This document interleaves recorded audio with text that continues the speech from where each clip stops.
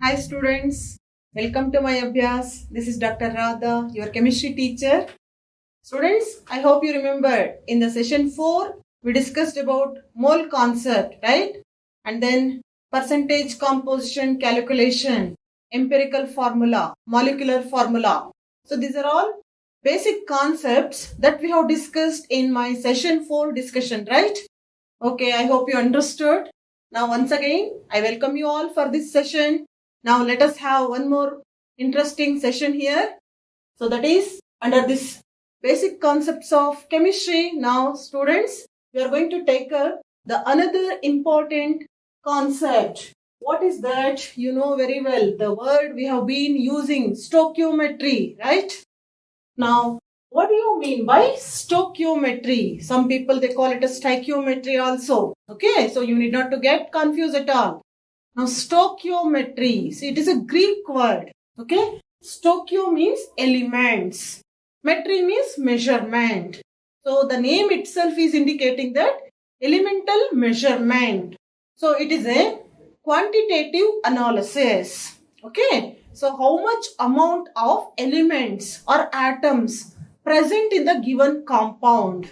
So this stoichiometry mainly deals with what? Number of atoms or else what? Number of elements present in the compound. I mean mainly here this stoichiometry we are going to use during chemical reactions.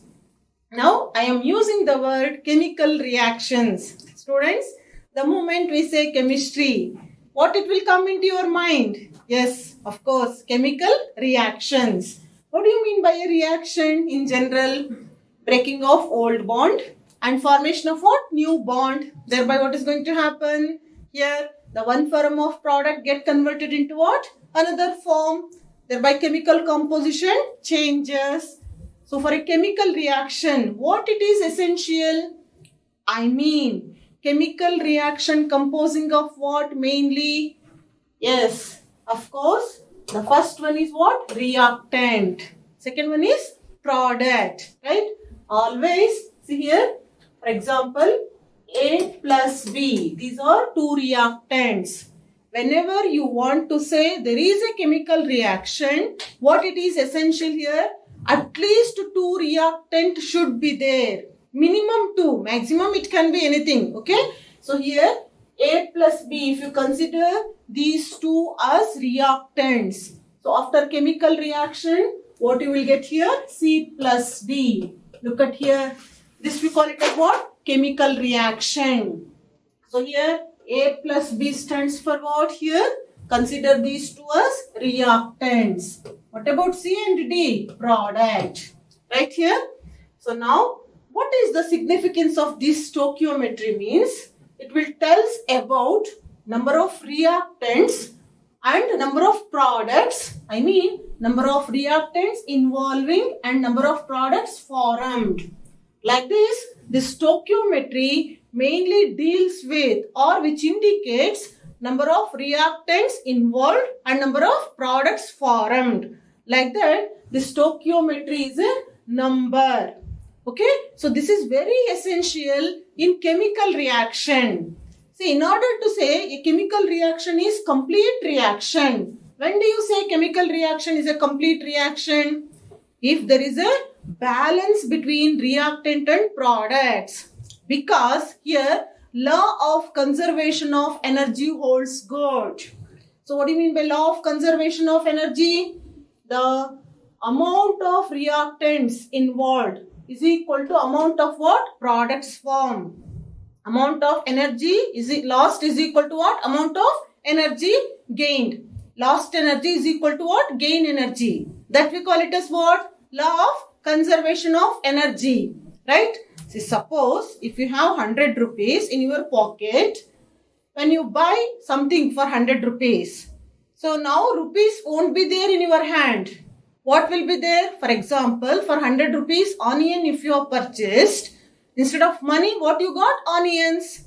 So that we call it as what we call law of conservation of energy. Energy lost is equal to energy gained. So to hold good this law of conservation of energy, this stoichiometry is playing very, very important role.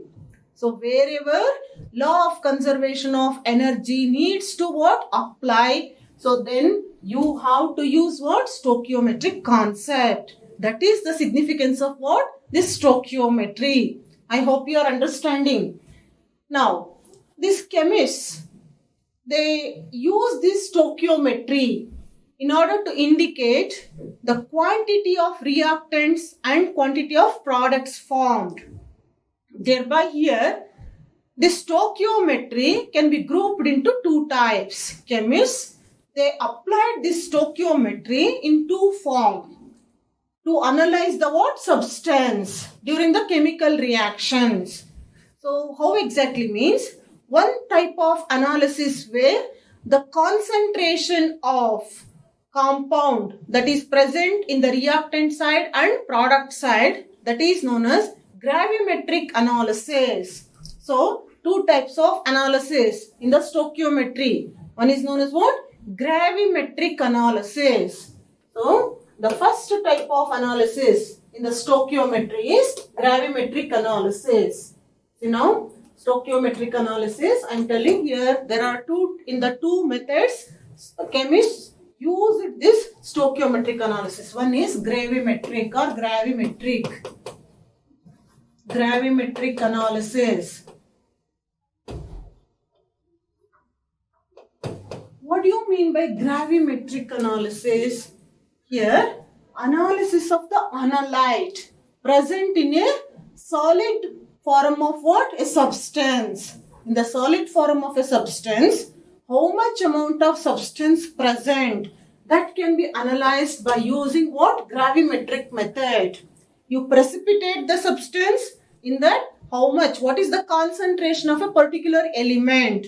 Or what is the concentration of a particular analyte present in that solid substance? That can be done by using what? Gravimetric method. It will tell us about the number. Okay. This gravimetric analysis are of different types. You know very well. Precipitation gravimetric method, electrogravimetric method. Okay. Like this, there are different types of what? Gravimetric analysis are there. Okay. And say here, after this gravimetric method, but gravimetric method is very accurate method. Okay. The second type of stoichiometric analysis method, that is volumetric method. Volumetric analysis. Okay. So here, volumetric analysis. One is gravimetric analysis. Second one is what? Volumetric analysis. Name itself is indicating that. See, this is holds good for what? Actually for liquids. Right? See, for example, here, you please assume here, you have got a water sample. Now in that, you want to analyze how much amount of chlorine is present that you are going to take in a beaker or a conical flask, like that you assume. Now, this is a water sample. In this, you want to analyze what? Chlorine. So, this we call it as a test solution. Okay? This we call it as a test solution. How much volume I have taken means V1, like that you assume.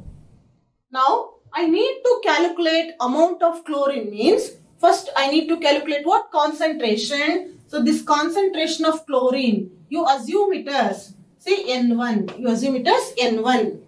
Or else, if you assume this one as V2 and this one as what? N2. V2 stands for what? Volume of test solution taken. N2 stands for what? Concentration of the test solution. Now here, you need a standard solution. What do you mean by standard solution? A solution whose concentration is already known. So now, in lab, what we will do generally, we will take that standard solution in burette.